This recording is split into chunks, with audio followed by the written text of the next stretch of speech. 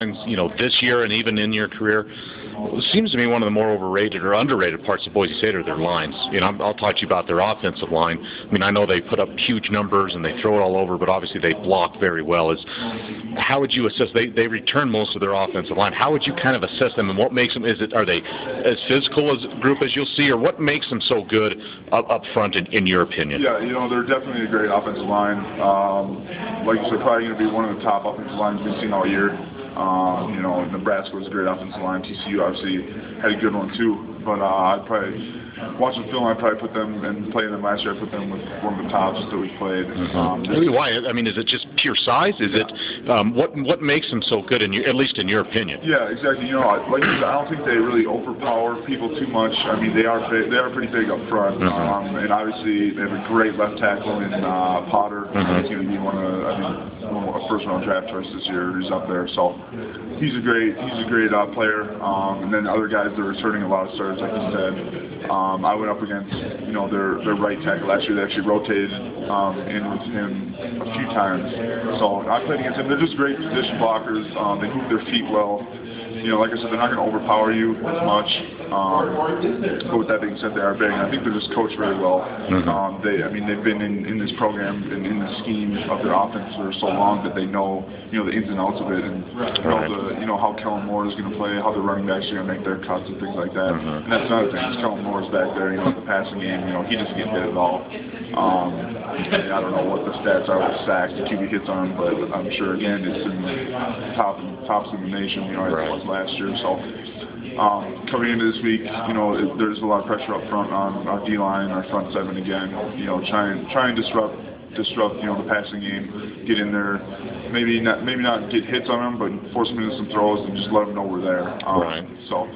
Big pressure on us, and we've been doing a pretty good job of that. So I think we'll continue that this week. Did you get many hits, or did you make them very uncomfortable last year at all? I know it was a pretty lopsided game, but was that a struggle for you guys last year when looking back on it? Definitely. It was a big struggle, especially last year. It was the early game, and last year we had moved. Sure. So we weren't very comfortable. I don't think in our D-line. I think where we are now is light years ahead of where we were when we played them last year, at least from a defensive line standpoint. So, like I said, I think we've been doing pretty well at that. Getting pressure on the quarterback and throwing out blocks up front, making tackles in the run game. So. We're going to work on it again. We'll probably go back and look at that game last year a little bit. Up front, we'll probably watch that game and just try and find some keys or things that they did or things that might work against them, some pass rush games or moves that work against them. Lots been asked this week, you played Nebraska very well. For going to the fourth quarter, it was a one-score game with TCU. You were leading in the second half.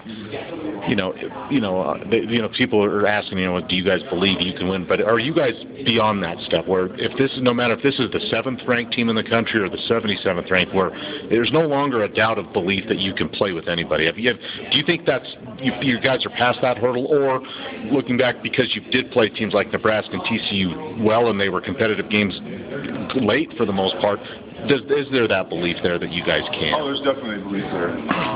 I can just tell in the way we play in games on Saturday, and the way we practice, and the way we approach, things in the weight room, in the film room. Everybody just has a different demeanor about how we do things around here now.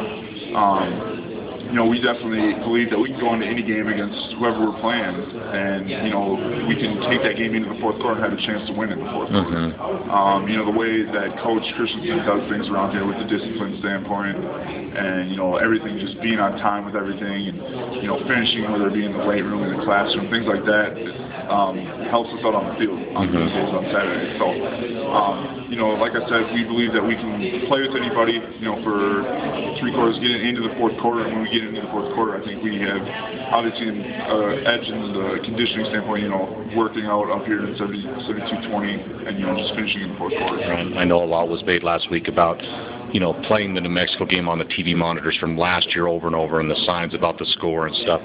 Will that be a factor this week, knowing at least what Boise did last year, or is there whole other factors involved as far as motivation goes, I guess, going into this game? Yeah, we're just taking this game for this year. Just one game at a time. It's a huge game for us, obviously.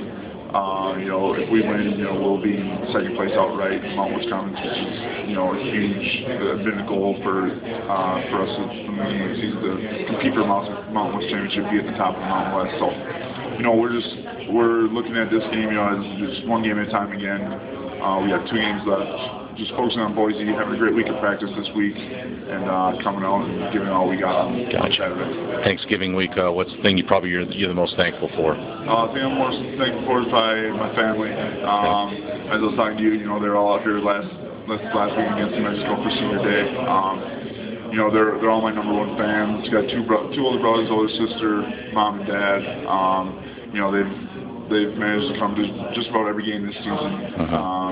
You know, I love them with everything. I'm out here because of them, because they love watching me. So, you know, love them to death. That's probably my most thankful. Favorite food during Thanksgiving? I mean, what's your favorite part of the menu, man? Oh, I'd say everything, but if I had to pick one, I love green bean casserole.